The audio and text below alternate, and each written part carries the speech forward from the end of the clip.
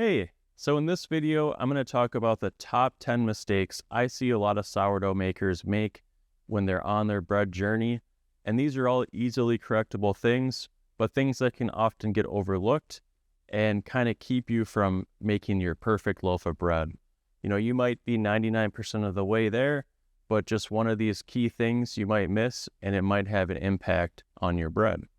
So let's jump right in. Number one is not preheating your oven long enough.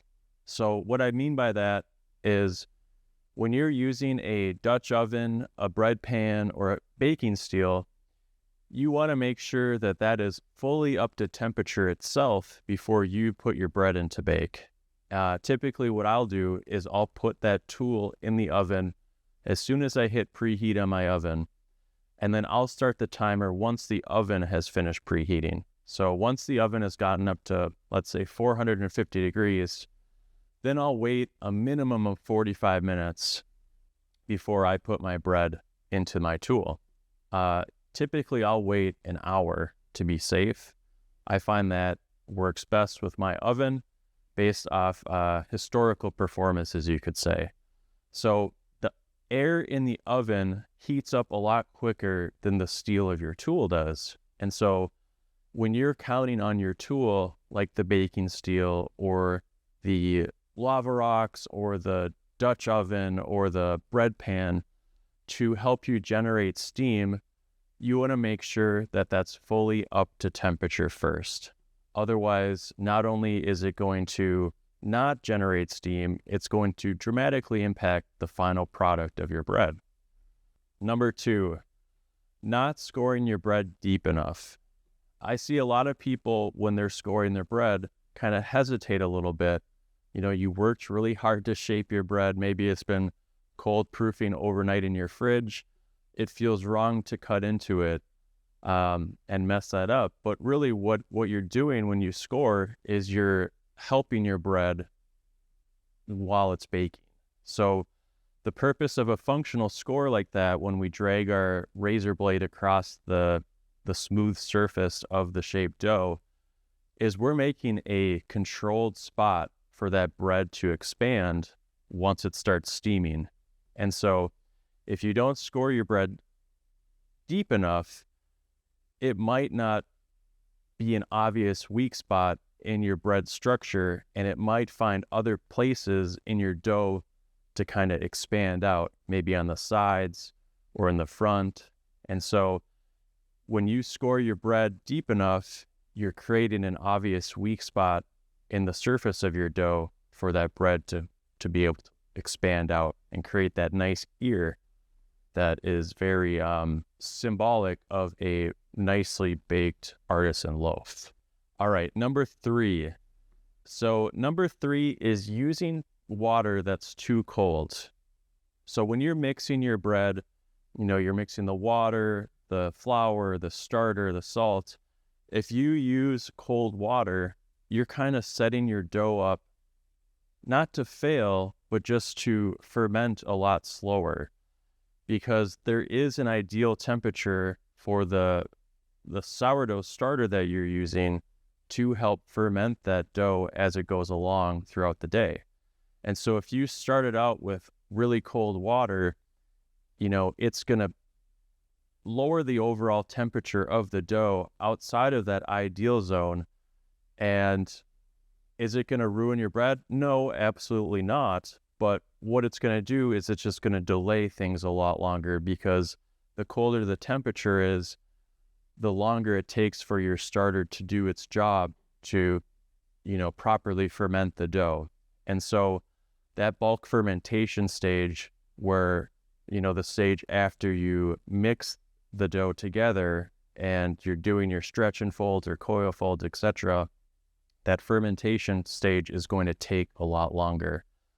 And so a key step here is to make sure that if you're doing an autolyse, where you're mixing the water and flour together first, you can use much warmer water to kind of help set a foundational warm temperature for your starter. Or if you're just mixing all the ingredients together at once, you want to make sure that you have a water temperature that is ideal for your starter to thrive in. Okay, so number 4, this is a really hard one for people. It is extremely difficult, this one I will say, and it is cutting your bread open too early once it's done baking. I know, right? Like, you just finished baking this beautiful loaf and you just want to cut into it right away. Well, you should hold off on that at least 30 minutes, I would say. I mean, 30 minutes is still kind of cutting it close, but when you take it out of the oven, it's still baking. Like, it's still doing its thing while it's on your counter. And a lot of people will say, well, I love my bread when it's hot and fresh. Well, trust me, like, it was just at 450 degrees. It's in a tightly enclosed little bread bubble. It's going to be hot an hour from now. So letting your bread cool down is a key thing. If you cut into it too soon, you can squish the bread. You're going to affect the shape. A lot of times when I see people cut into it right away, you'll have to push down on the top of the bread and it's going to hold that shape of you pushing it down. You might see some gumminess inside because the bread is just so hot that it hasn't had a time to really settle or set inside. So that's a really hard one, but a really critical one is make sure you give yourself enough time to let that cool on the counter before you cut into it. And typically for just a loaf of wheat grain bread, bread flour, whole wheat flour, all-purpose flour, I'll usually let it sit for about 45 minutes to an hour before I cut into it. If you're making something with rye flour, you want to let that sit and settle even more, like 4 hours. I've even heard of some people letting it sit for 12 hours before they cut into it. So that is number 4. Number 5, skipping the pre-shape. Now, this is nuanced because I don't think you need to pre-shape all the time, but if you're someone that's making multiple loaves of bread, I think pre-shaping is a critical step. So multiple loaves of bread, you might have the whole batch in a big mixing bowl or, tub or whatever you're doing. If you're dividing that bread out when the fermentation is done and you've got, 4 or 5 different clumps of bread that have been hodgepodge together, or maybe, this loaf of bread was off by 100 grams, so you would take some from that loaf and put it on that one. You want to make sure that you're doing yourself a favor when it comes time to actually shape this and put it in the bread baskets, that you're doing a little pre-shaping first. And that's not as complicated as actually doing the shaping. With pre-shaping, you're really just kind of tightening it up into a boule-like shape and just letting it set in its new form before you end up shaping it. All right, number 6. So this is more of an advanced one, but I think it can help a lot of people out. It's using a stiff starter when you're making a heavy or enriched dough. So like a dough that has a lot of extra ingredients in it, like eggs or butter or sugar, or, heavier doughs that are kind of different than your standard sourdough bread or, French bread or just very basic breads. Using a stiff starter not only can speed up the process, but it can really help reduce the sour flavor that you experience with a regular sourdough starter. And the reason why is because with a stiff starter, the fermentation time is a lot faster. And with sourdough bread, the longer you ferment something, the more bold of a sour flavor it's going to have. Of course, there's other factors that play into that, like the type of flour you're using. Like if you're using a whole wheat flour, it's going to have a more sour flavor or full flavor than if you're using all-purpose flour. But a lot of times when you're making something like cinnamon rolls or bread rolls, you don't really want that. You might not really want that sour flavor. I'm not going to speak for everyone on that, but you might not want that sour flavor. I know my kids really don't like the sour flavor when I'm making cinnamon rolls. So a heavy starter really helps out in that regard. All right, number 7. working on your bread's time instead of your bread working on your time. And you may be thinking, what the heck is this guy talking about? Well, there's a lot of tools you have in your belt when it comes to sourdough that lets you control the time. For me, I work during the day. I don't have time to baby a dough a lot of the times. I might be doing something on my break or my lunch break, or, I might only have a certain amount of time with different activities that are going on in my life. So taking control of the sourdough bread and making it work for my time has really been a game changer. And there's a lot of different ways you can do that. I think the primary way I have is controlling the ratio of your sourdough starter. That's a big thing for a lot of people is, I have to figure out when my sourdough starter is going to peak. I might not know when that's going to peak. Well, you can actually control that a little bit by using sourdough starter ratios, where you can use a specific feeding ratio to give you a little more consistency on when your sourdough is going to peak. Another thing you can do is control the temperature of your dough. So obviously, the warmer your bread dough is, the faster it's going to ferment. Going back to mistake number 3 with using the cold water, well, I viewed that as a mistake in step 3. You could use that strategically if you understand what the temperature of your water is. So a lot of people, they might just turn on the tap and grab whatever comes out. And that might be 50-degree water. It might be 60 degrees. It might be 90 degrees. Having more control over what the temperature of your water is can really help you delay or speed up the fermentation time. For me, I like to get that done as quick as possible. And so I have a strategy I use here where I am auto-leaching the flour with just water and flour, but I'm using very hot water, not boiling, but about 110-degree water. And I'll let that sit for 30 minutes before I add anything else in, like the starter. That way my dough has a nice foundation of like 90 degrees by the time the starter gets there, and your dough can hold temperature pretty well. So that's one thing I do to help me speed it up and kind of take control of the time that I'm doing for each bread dough. Number 8, this kind of ties in with number 7. It's ignoring how much starter will affect your fermentation time.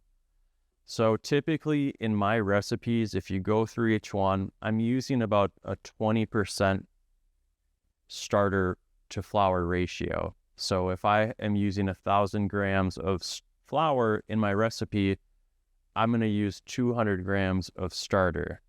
Now, using that as kind of a basis, the more starter you add to your dough, the faster your dough is going to ferment. The less starter you add to your dough, the slower it's going to ferment. And so I think a big mistake that people make is they'll just dump an arbitrary amount into their dough without understanding the consequences of how that's going to speed up or slow down their final product, which leads me to mistake number 9, which is not measuring your ingredients. Not measuring your ingredients is one of the most critical things I think you can do, or critical mistakes, I should say. I get a lot of comments about this one because I use the metric system when I bake my dough, and all my ingredients are in the metric system. I have a food scale that I bought on Amazon like 9 years ago now. That was like $8, and it's been my best friend ever since. You will get such better results if you take the time to measure out your ingredients. Now, salt is a big one. So salt, not measuring salt can be a critical mistake, because the more salt you add to your dough, that's going to counteract your starter.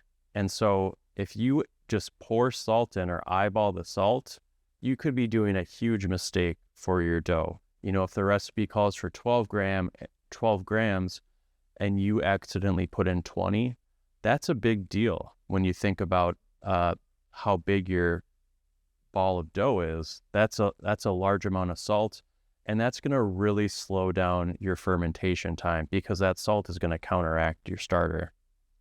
Same goes for the opposite. If it calls for 12 grams of salt and you just kind of eyeball it and you end up putting in 5 grams of salt, that is going to ferment so fast and probably not hold as much structure as you would like, and it's going to be not your ideal results, I'll put it that way. Also, consistency. I don't know about you, but if I finally make the perfect loaf of bread, I want to be able to repeat that. And if you just wing it and you just kind of throw whatever ingredients feel right for you into the mixing bowl, that's really hard to repeat, almost impossible. And I actually just watched a video the other day where someone was basing the video on just winging a loaf of bread. And the product they made the final product was actually really good. But at the follow-up video, they actually acknowledged that they're probably not going to be able to repeat that, which I appreciate their honesty. But yeah, if you want consistent results, measuring your ingredients is crucial, especially if you're someone that has, aspirations to do home baking or like a cottage bakery, or, maybe sell your product at a farmer's market, or, be the person that people call on to make bread products for the holidays or events. You want to be able to be consistent with your output and make sure that your results are the same every time. So investing that, $8, $10 in a food scale can go a really long way. All right. Final tip, number 10, not making enough to share with your friends and family. And you might be rolling your eyes at this, but I think this is one of the best parts of baking is when you're making your own stuff, people love that. They love to be a part of it. They love to eat it. So when you're making a batch of something, make an extra one, walk it over to your neighbor, give it to a friend, give it to your brother, your mother, your father, give it to someone at work. People love that and they really appreciate it because there's really nothing like homemade bread products. That's why we all do this, because once you bake your own bread for the first time and you taste that, you realize that it's 100 times better than what you can buy at the store.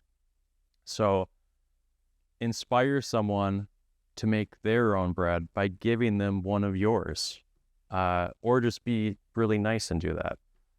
So, all right. Well, I hope you enjoyed these tips. These are the top 10 things that I can think of that a lot of people kind of overlook or miss that are very easily correctable, I think. Let me know in the comments if you want to add a few more tips for people to share. I love all the comments you guys leave on my videos. They're really helpful. I learned stuff from you all too. So let me know what you think. Let me know if there's anything I missed. If not, happy baking.